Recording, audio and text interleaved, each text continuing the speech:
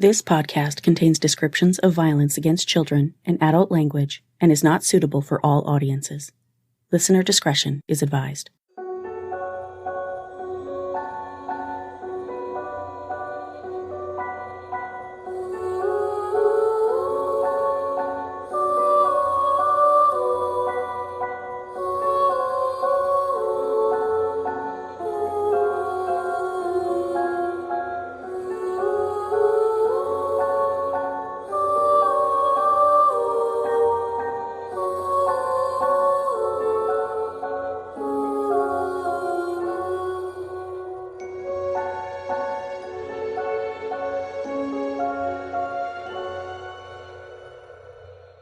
Hi, everyone, and welcome to Suffer the Little Children, the true crime podcast giving voices back to the victims of child abuse and shining a harsh spotlight on the parents, guardians, and caretakers who silence them. I'm your host, Lane, and this is episode 77, Dante Mullinix, Part 2. Last week, I told you the story of 2-year-old Dante Mullinix of York, Pennsylvania, who died in the hospital on September 15, 2018. Dante's death was ruled a homicide caused by traumatic brain injury with strangulation and chest compression, but Dante's head and body were also covered in bruises, and he suffered from an active case of herpes too. My guest in today's episode is Dante's maternal aunt, Sarah Mullinix, who helped her sister raise Dante for all but the last 3 months of his life and petitioned the court for emergency custody of her nephew when she found out Leah and Dante were homeless. Even after his death, Sarah continues fighting for Dante. Sarah and I talked about the circumstances of Dante's life and untimely death, and about the man she believes was wrongfully accused of her nephew's murder. This is part 2 of the mind-boggling story of Dante Mullinix. Before I play my conversation with Sarah for you, I'd like to give a quick but heartfelt shout-out to my newest patrons, Jessica P. from Traverse City, Michigan, and Beck from Camp Crystal Lake. Thank you both so much for your support. If you'd like to support the show and help me reach my goal of permanently devoting myself to the podcast and the blog on a full-time basis, you can visit patreon.com/stlcpod. Monthly pledges of $10 or more get you access to a small but growing collection of Patreon-exclusive bonus minisodes, which I try to put out once or twice a month. With that, here's my conversation with Dante's aunt, Sarah Mullinix.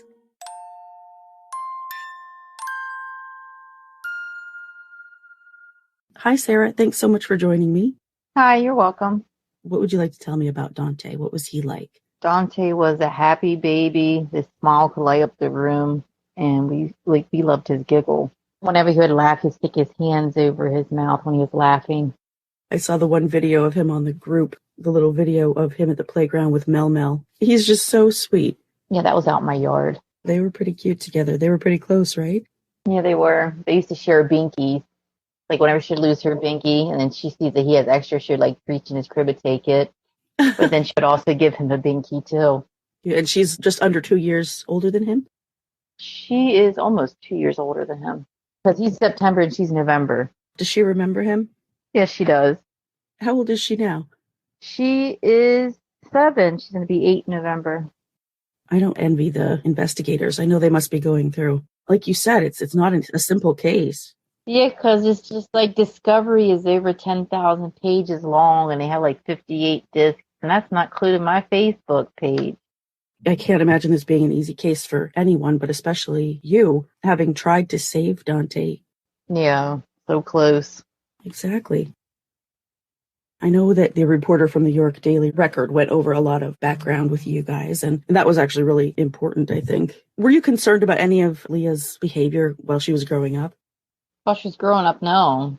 I was a second mom to Leah when she was little. I got her to take her first step. She was behind on walking. Oh, okay, she was 2. So, because Dante was as well, right? He didn't walk till he was almost 2? Dante was a little bit behind on walking. And also, I think they both of them had a chewing issue. They had to have early intervention. You were just about 10 years older than her, right? Yep. Yeah, I could see how you'd take over some of the motherly duties. Yeah, I always had a kid on my hip because I have pictures of her, pictures of me holding her. And then your mom moved to Texas. Was it you who stayed behind in Pennsylvania? My mom moved a couple of times when Leah was younger. She moved to Texas, and then she came back for so many years, and then she moved and took my other little sister with her, and Leah stayed up with my dad. I stayed here the whole time. I was in placement. I was in a maternity home because I was pregnant at the time. The maternity home don't exist no more in York. I wonder, would they call that like a group home or a residential home now? I was in a residential home before that, though. I was in a group home, a girls' group home. And then eventually they couldn't keep me there, obviously, because I was pregnant and they weren't set up for that. That was your first baby when you were 15. And then you have 5 now, right? You have a total of 5. So as far as Leah goes, there wasn't anything that really concerned you growing up. She was fairly normal. Demetria is normal. And she said something about being bullied and told that she was not going to amount to anything. I don't know if she was bullied because, like, when I was growing up, I know what bullying is because I was bullied. What? No. Because, like, the whole being told what she could amount to nothing, I was told I wasn't going to be a good mother and that I should give my child up for adoption. So her getting bullied, I have no idea where she could come up with that or who was supposedly bullying her. So, yeah, it sounds like she could have come up with that later as a convenient excuse for something or other. Something because, like, Leah, like, one thing with Leah, like, since we were so close, is like, I don't know, like, she tries to be like me. So maybe that's why she's using that for maybe to try to get pity. Some of us don't use stuff like that for pity. Well, I don't use anything like that for pity. I can care less. She has a victim mentality. That's something I noticed throughout her interviews. She definitely doesn't take ownership of anything, it seems like. No, she don't. She moved into your house when she turned 18. On her 18th birthday. So she couldn't wait to get out of the house. To get out of my dad's, yeah. Did she live with your dad the whole time, or did she live with your mom while she lived in Pennsylvania? Mom lived in Pennsylvania for a little bit, and then she lived with mom. But when mom went to go move, Leah wanted to stay behind because I was here. So that's why she stayed with dad. So she really was super close to you. Like, she did consider you a mom almost. Pretty much. So she stayed with your dad and then moved in with you as soon as she turned 18. And she got pregnant pretty quick. Well, yeah, that's the whole messed up situation in itself. Right, of course. Because originally I used to live back at my dad's on the same property. And then when we moved over here, which is up the road from my dad's place, and then which me and Leah weren't talking at that time because I was mad at her because some of the stories that she was trying to tell about somebody else that I used to be with, which wasn't even true. And then I was mad at her for it because she has, like, she don't apologize for anything either.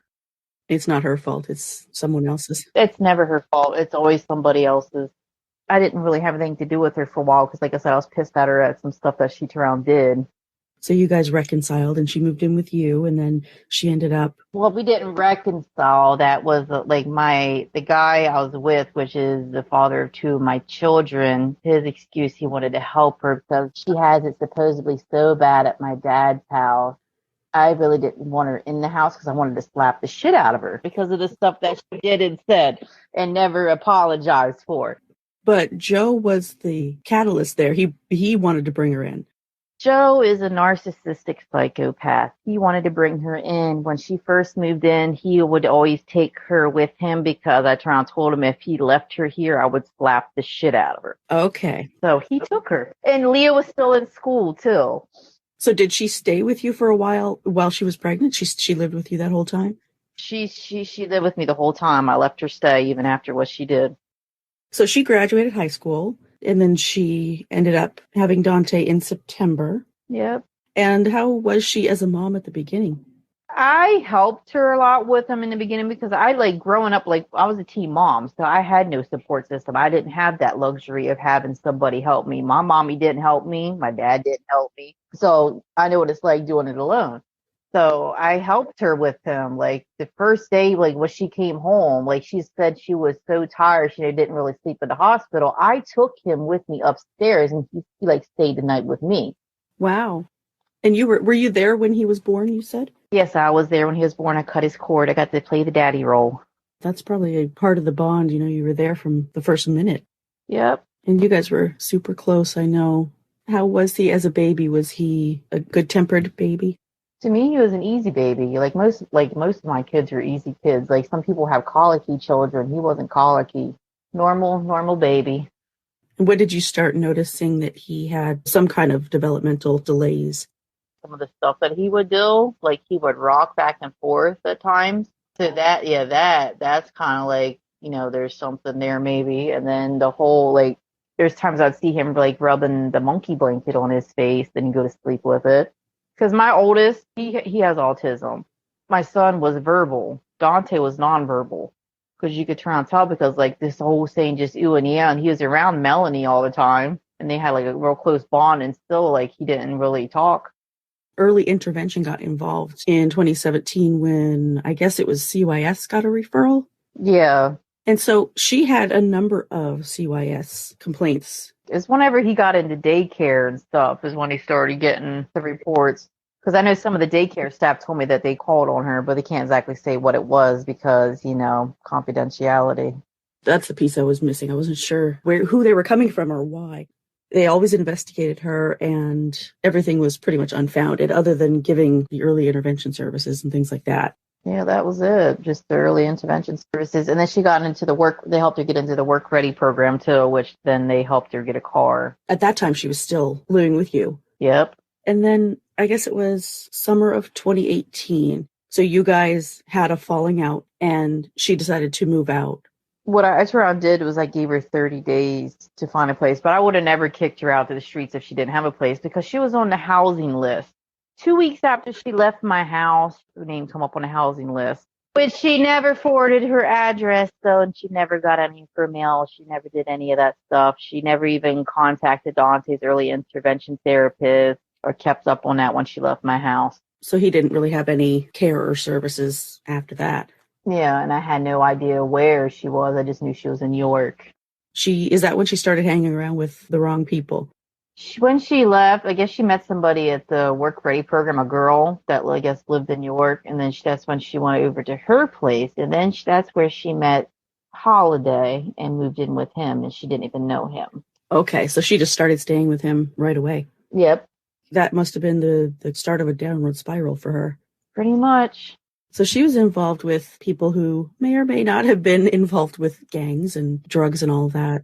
They were involved with gangs and drugs. She never did any drugs prior to that? No. Okay, so she just kind of jumped headfirst into the lifestyle. Yeah, unfortunately, Leah is like a follower. So once she got into York is when Dante's life took a downturn. How many different places did they live? She lived with Holiday, and then she got kicked out of Holidays. I think it was like August 15th is when she became homeless because she cheated on Holiday with the guy, which we call him Wi-Fi Mike. Because she went to his place to get a Wi-Fi password. It ended up staying inside a little longer. It had Holiday's cousin's girl with her, which was out in the car with Dante. And then as soon as they got back to the house, she told on her. And then Holiday's sisters and moms and all of them kicked her out. That is a whole episode of Jerry Springer right there.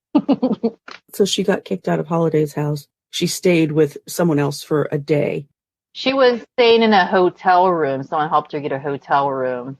That's why she had to get out. Right? One of the little guys rented a hotel room for, I think, a day or two for her. Suddenly she got a message from Tyree out of the blue. And so they started talking, and he invited her over to his mom's to give the baby a bath. I know he invited her over or whatever, they met up because she had no place to go. So he was more or less helping her. So he let her stay there for a little bit? I don't think she stayed at his house, not at his mom's house. I think he rented her a room. He helped get her a room. And he was also the one that eventually got her into the domestic violence shelter.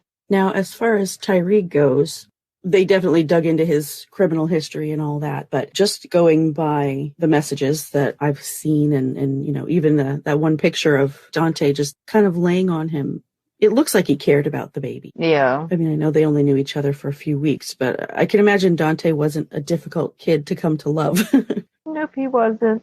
I know when Tyree first met Dante, I guess Dante seemed a little scared, probably because of Leah's past guys she had around.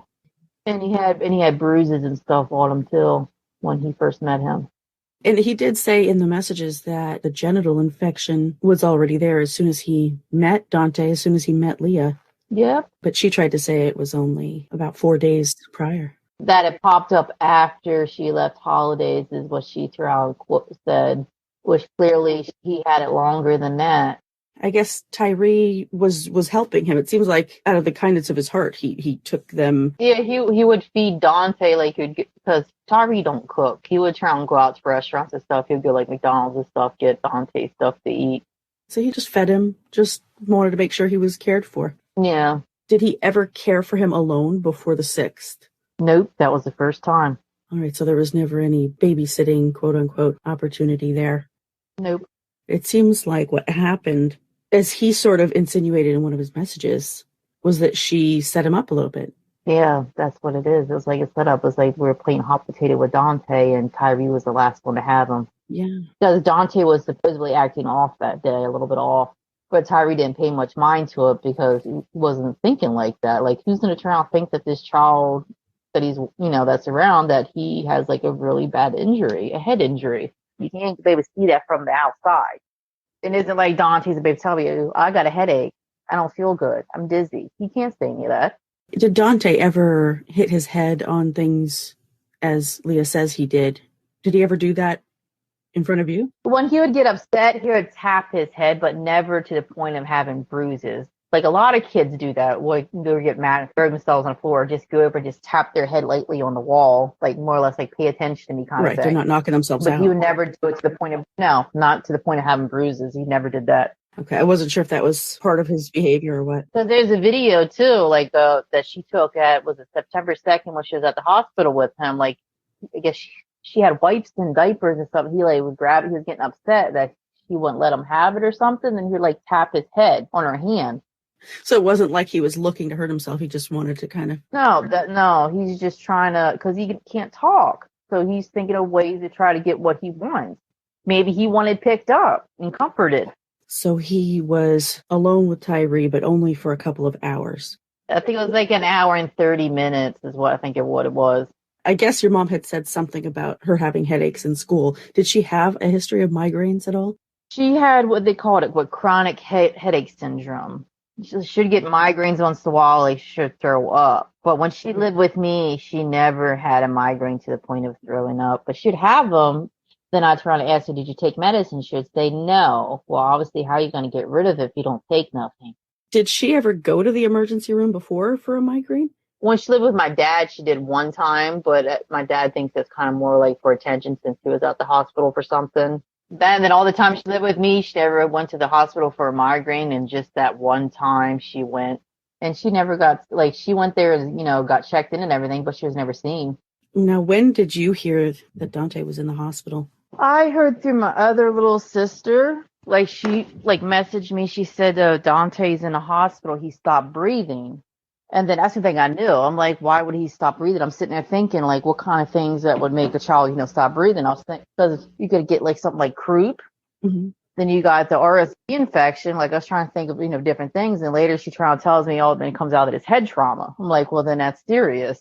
Head trauma. That's a different story. I know he had trouble swallowing and things like that, but that does not, unless he actively choked. Do you know if he had any cookies or anything in his throat? Did they find anything? There was cookies in his throat because Tyree got the cookie out of his throat. But the thing is, I think maybe that injury, his brain injury, I think was taking effect, and that's probably why that happened. It could be. That would definitely affect everything in his body. And then you had said you were not able to visit him in the hospital. Nope, she wouldn't let me see him. Were you guys talking at all at that point?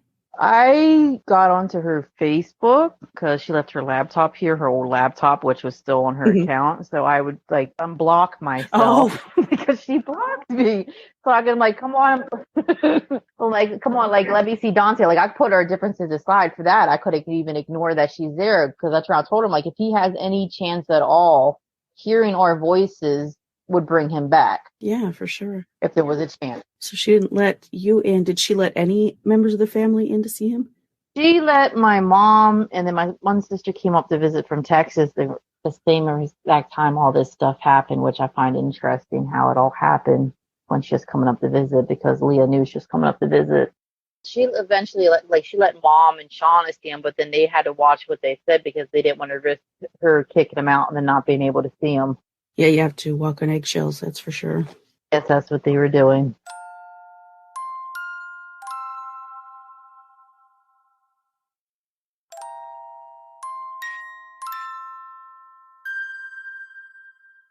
And then once she decided to take him off life support, I wanted to clear up the date because there's a couple different dates out there. So he was pronounced dead on the 15th? Yeah, that's when they did the last brain activity test on him. And then he stayed on the life support until the 16th with the idea that the organs were going to be donated. They wanted to check to make sure they could be donated since he had an STD. Okay, so they knew that at that time. Yeah, Hershey's the one that diagnosed it. Got it. Okay, so they found out once he got transferred there.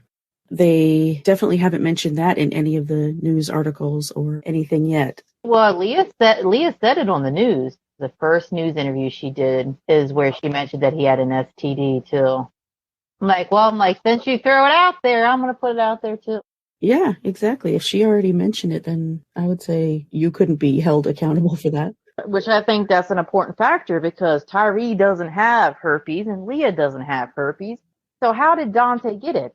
Well, there's definitely something going on there. I mean, there's no doubt that somebody was doing something extremely inappropriate. Yeah, they're missing a perp. Yeah, it sounds like for sure. One way or the other, even if Tyree was responsible for the head injury and whatnot. Yep. Someone else is responsible for the STD. Yep. There's no way he could have caused that out of nowhere. So something is missing. There's definitely a piece missing.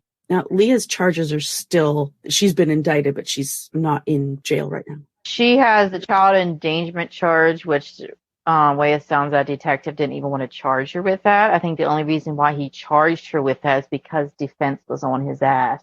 They weren't going to charge her with it. They just weren't going to charge her at all. That's incredible. No. Now, as far as Tyree goes, he's been in York County Prison since he was arrested. Yep. There's no bail, or he's not able to make bail either way. He's just sitting there. There's no bail. They wouldn't let him go out on bail. Based on the severity of the charges and everything. But they let other people with charges like that out on bail. Yeah, sometimes. I definitely have seen some people who shouldn't be. I've seen them. Yeah, no doubt about that. Have you talked to him? Yes, I have talked to him. And I know his mom has a Justice for Tyree page out there. Yeah, she made that a little bit after I made the Dante page. And then we all started talking. Okay, so that's how it all kind of came about. Leah had mentioned on the news at one point about the Justice for Dante page, and she was angry about how people were reacting to her. No, she was angry that I try and put it out there because I'm not his mom kind of thing. It's like she has a jealousy and she's very bitter. Yeah. And then she stated I'm trying to make money off his death, which is a lie. But yet they made a GoFundMe page that they stated that was supposedly made by Justice for Dante, trying to make, I think it was like $10K is what they were trying to get. Oh, interesting. And she said that was for the funeral? In which, yeah, that's what it supposedly was for. It wasn't her that wrote it. It's not in her writing because the way the person spoke, it's not Leah. It sounds like Ghost. Ghost? Yeah, because the way he talked. They stated that Dante was sodomized. Where that has never been put out there anywhere. No, but they put it out there. I got screenshots of it. I have it saved. But other than that, that's the only time anyone's come out with that detail. Yeah. Ghost is another friend? He was another one that was around Dante, another Latin king. So just basically during that last couple of months, she was hanging around with a lot of the gang members, people involved with drugs and things like that. Yeah. But he wasn't a boyfriend or anything. She did have sex with him too. He signed the new baby's birth certificate, even though he's not the daddy. Wow. Okay. Oh, there's still a controversy about that, right? The well, they did a DNA test. He's not the dad. Oh, they did. So we know he's not the dad. I have the DNA test result. Is that the second baby she had afterward? That's the first baby she had after Dante. And Tyree doesn't know if that's his baby or not. They took his DNA, but never gave him documentation saying if he was or wasn't the father, which I find that shady. And Leah never got the documentation for it either. Explain that one. Who knows about it? It's just the lab? Well, Children's Youth knows about it, obviously. So they knew she was pregnant. The detective even said so at the preliminary hearing or one of the court hearings. Yeah, she got pregnant in September. If it's not Tyree, she got pregnant in September after Dante died. And so she had that baby the following year. And did CYS swoop in immediately? Yep, they took it right after it was born. And then the next one. But yet the fatality report says the abuse was unfounded, but yet what reason do they have to try and take that baby? The fatality report actually does say it was unfounded against Leah. Yeah. So what grounds do they have to take the other babies if it was supposedly unfounded? Did they give any reason for that? Never told us anything. I'm not sure if they told her anything because we all know children youth lies. That's no secret. Yeah, they're not the most upfront and forthcoming with information. No. So she had that baby, and then she got pregnant again. And how did they know about that one? Well, obviously, because she goes to doctors, and every time she goes to doctors, they pregnancy test her. And then, of course, if she has anything, that the doctors probably notify children and youth. And then the second baby got taken away as well. Yep. Right out of the hospital again. Yep. It makes sense, based on the context of everything, that they would take the kids away, but not if there was never any official reason for that. Yeah, because if they put it out there online that it was unfounded, then why are you taking the babies in if it was unfounded? Yeah, that's interesting. There's a lot of just moving pieces here, and it's hard to put them all together. And, well, I don't envy, the prosecutors, but also you have to wonder what's being suppressed. They don't want you to talk. A lot of things, clearly. Yeah, they definitely don't want me to talk. I mean, it's a little late for that now, but it is interesting that the law they used to charge you has only been used to charge, 2 people in 2 decades? I'm the second person. I'm number 2. The first person was a children youth caseworker. That's who that law is supposed to be used for. Right, that makes sense. It's going to be really interesting to see how it pans out. They're definitely kind of overstepping their bounds, I would say. They've been after me ever since my TV interview was I brought up children and youth on the first TV interview, and the detective was pissed about it.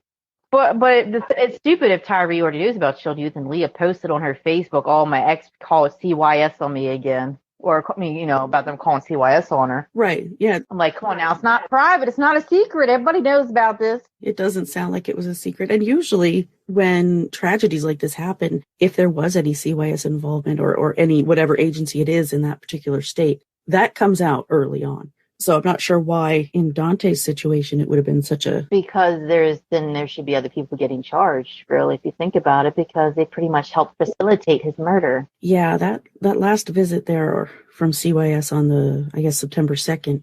They seen Dante on the 6th still, because they took Leah to go get Dante rechecked, his genitals rechecked. They took her for that. Yeah, and then in the morning of the 6th. So, like, come on, they seen him the whole time.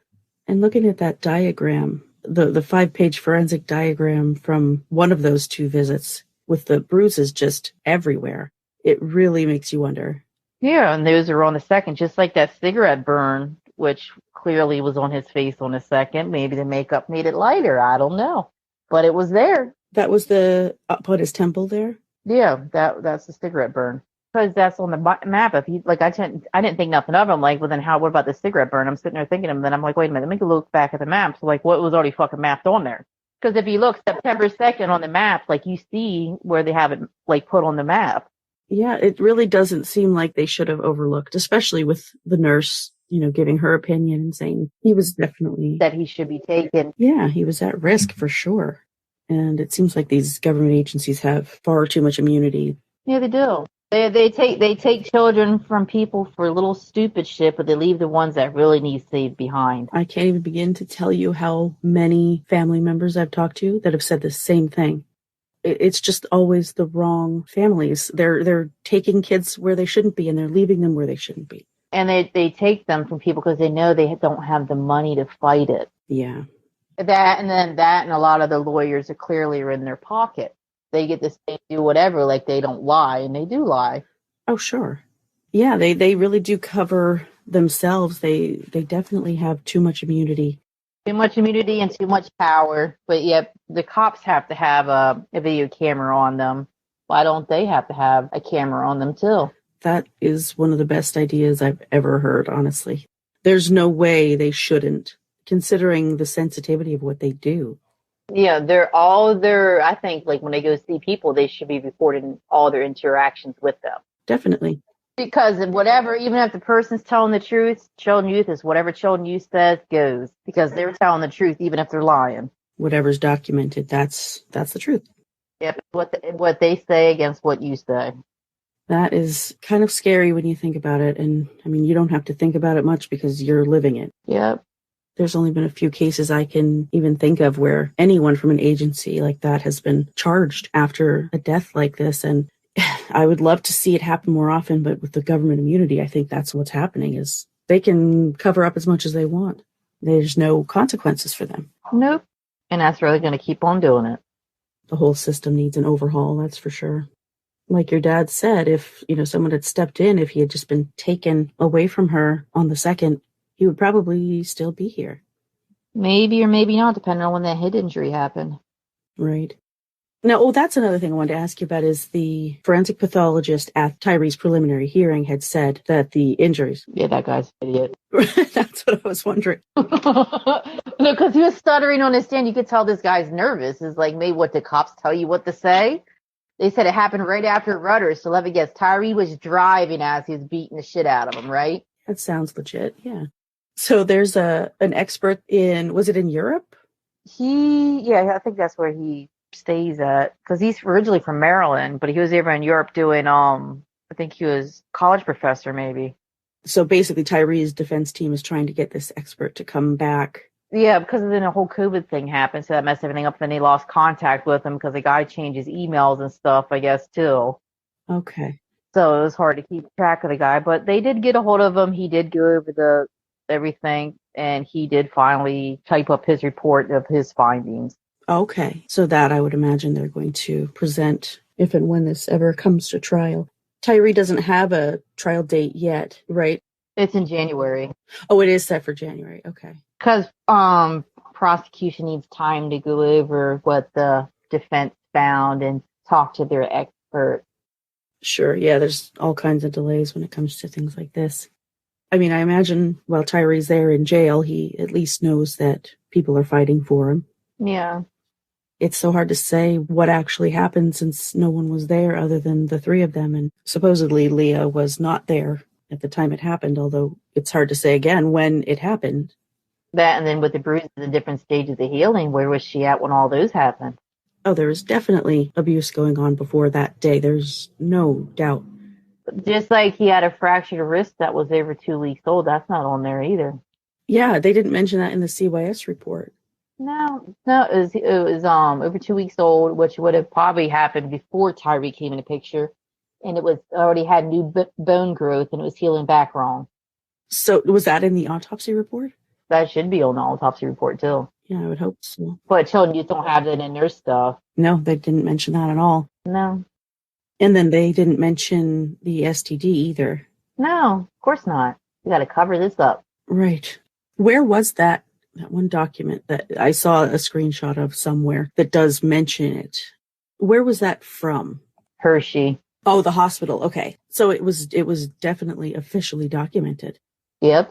It's interesting that wouldn't be in any of the COS reports or anything like that. No. So as far as them coming after you for releasing all of this information, they are more mad about the children and youth stuff. Like, you can talk about it, but don't take pictures of the papers. That's just so, I don't even have words for that.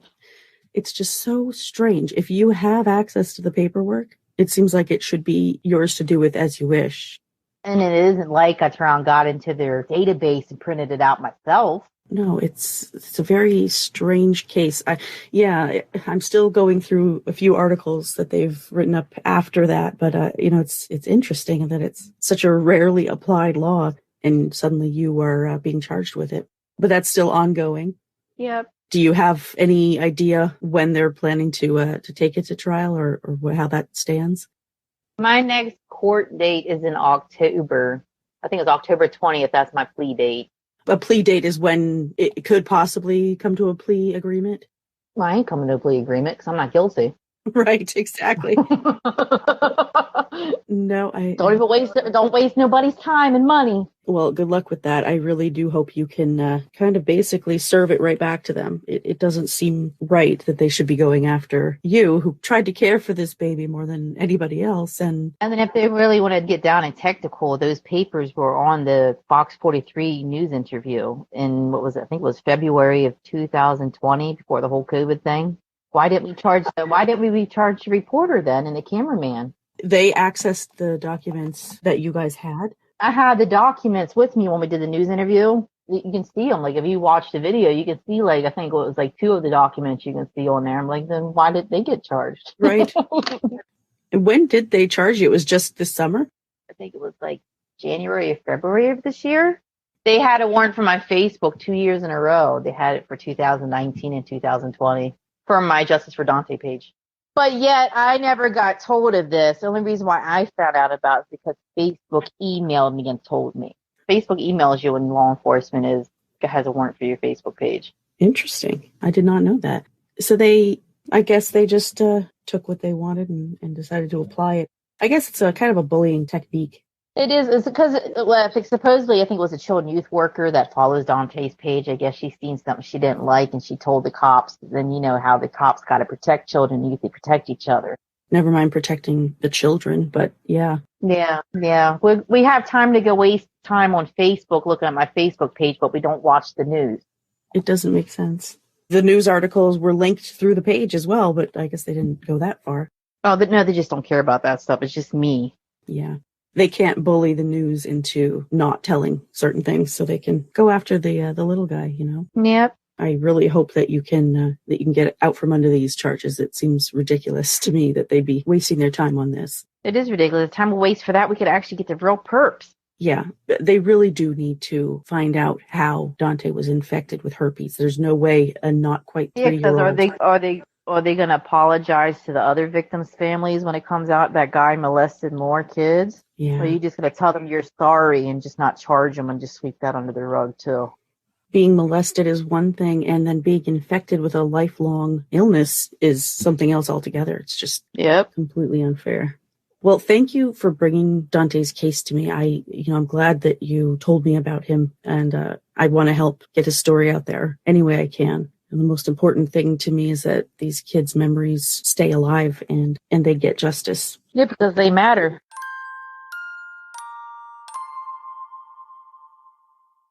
Huge thank you to Sarah for being so open and candid about Dante and her family.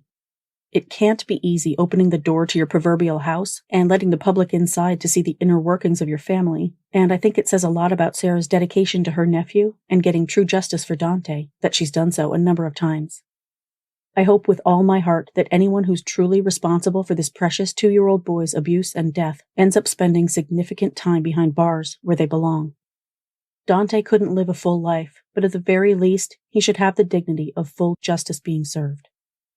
Sleep in peace, little monkey man. You will never be forgotten. That's it for this week. Join me next week for another story. If you like the show, please follow or subscribe to Suffer the Little Children on Apple Podcasts, Google Podcasts, Spotify, Pandora, iHeartRadio, Stitcher, or your favorite podcast listening app. And please leave me a 5-star rating and a positive review on your favorite podcast platform. You can also subscribe on YouTube by searching Suffer the Little Children Podcast. Visit the website at sufferthelittlechildrenpod.com, where you can listen to episodes or become a patron for rewards ranging from a shout-out by name on the show to exclusive gifts. Follow the podcast on Facebook, Instagram, Tumblr, and Pinterest at Suffer the Little Children Pod, and on Twitter and TikTok at STLC Pod. View photos related to today's episode on Facebook and Instagram. For more stories like the one you heard today, visit sufferthelittlechildrenblog.com. This podcast is researched, written, hosted, edited, and produced by Lane. Intro theme music is by Dreamnote Music, and all music for the show is licensed from audiojungle.net. Email tips, comments, questions, or case suggestions to sufferthelittlechildrenpod@gmail.com. For more information about preventing or reporting child abuse, visit childhelp.org or call your area's child abuse hotline. If you see something, say something. Until next week, bye everyone.